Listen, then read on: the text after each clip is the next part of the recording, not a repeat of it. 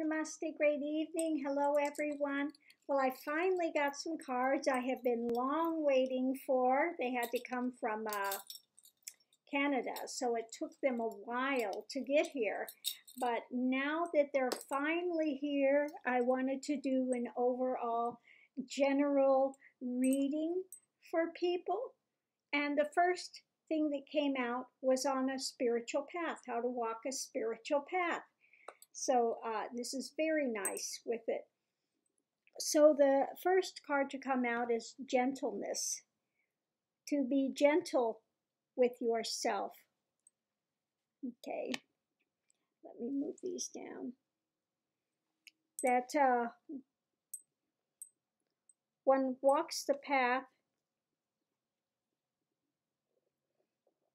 and the ordinariness and sees the beauty that's there, you know, step by step. And it takes, while you're walking, to be still within. Okay, to be still within. Meditation, self-renewal, composure, detachment, self-acceptance, equanimity, surrender. So you find that in your ordinary life.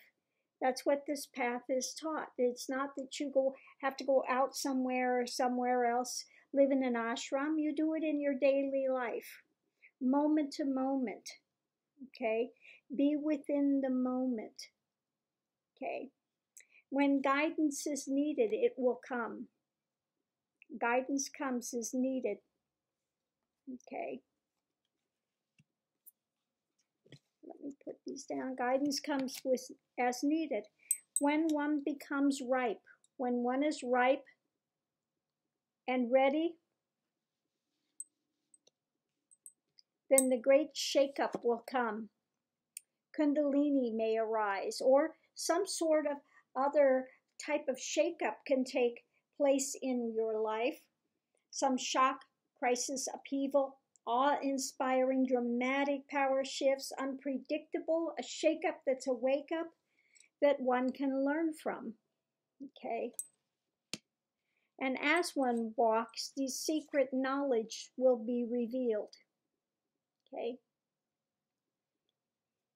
And a lot of times the secret knowledge comes as one is living within the ordinary life. Okay, these things appear.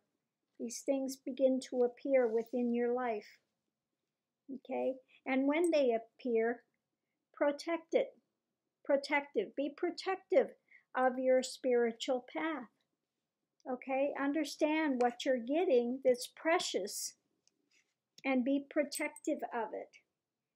Okay, understand that even in the ordinariness,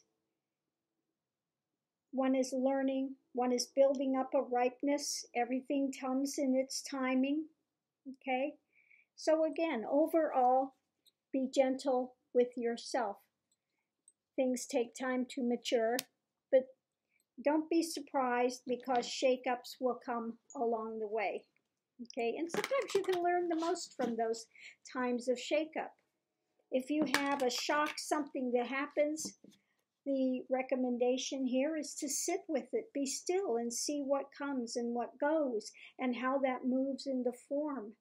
Okay, and one will find out, rather than putting a name to that emotion, that it's just energy passing through if you can witness it. Okay. Let me lay out the next cards.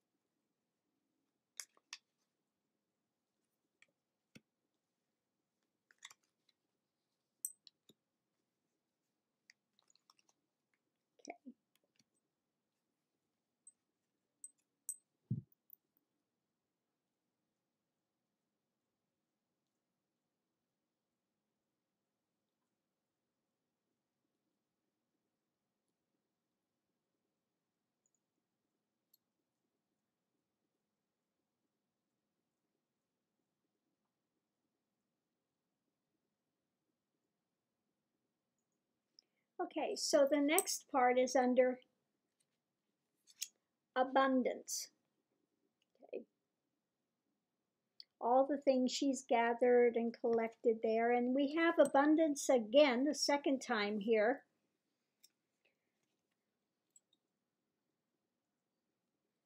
Okay, so this is of import: plenty, profusion, generosity, fertility, ripeness, inner riches, reaping rewards, culmination, the harvest. Okay, abundance can come in many forms. It doesn't have to be monetary. Okay, one can have abundance in many ways.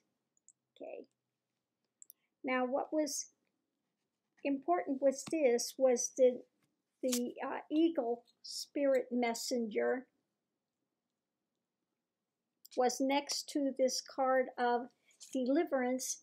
And when I checked the cards to see if something should be upended, this one was saying it was the spiritual. So this is a message from the spirit, from the eagle spirit, saying that deliverance, relief, release, a fresh approach, liberation from obstruction, finding a solution, exhilaration.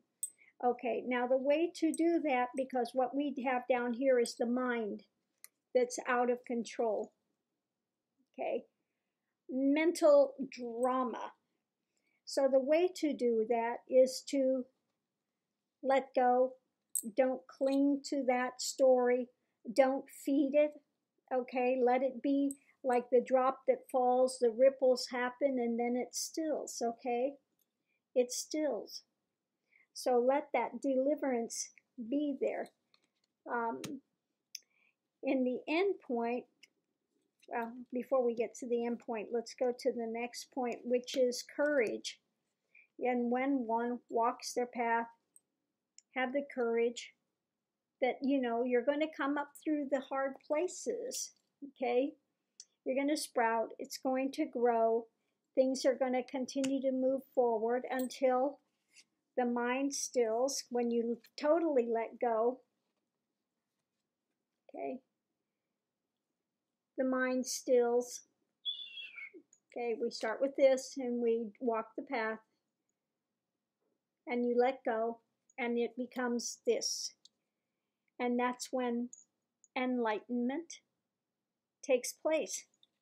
But to get to enlightenment, okay, one has to realize that the lotus grows, and this is, you know, Om Mani Padme Hum, the heart is in the heart of the lotus, okay, that the lotus roots are in the mud, okay, that's where one begins, and it grows, okay, and it breaks the surface of the water, and you have this beautiful lotus.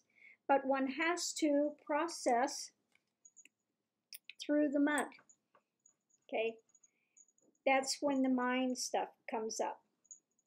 And as one lets it go, washes away, allows it to wash away, eventually one will reach to that lotus of enlightenment when the mind stills, when one has let go of all of that, when one has faced the courage. When I see the courage cards a lot of times, again, it reminds me of Kundalini that has to come up, and break through all the conditioned ideas, all the dramas.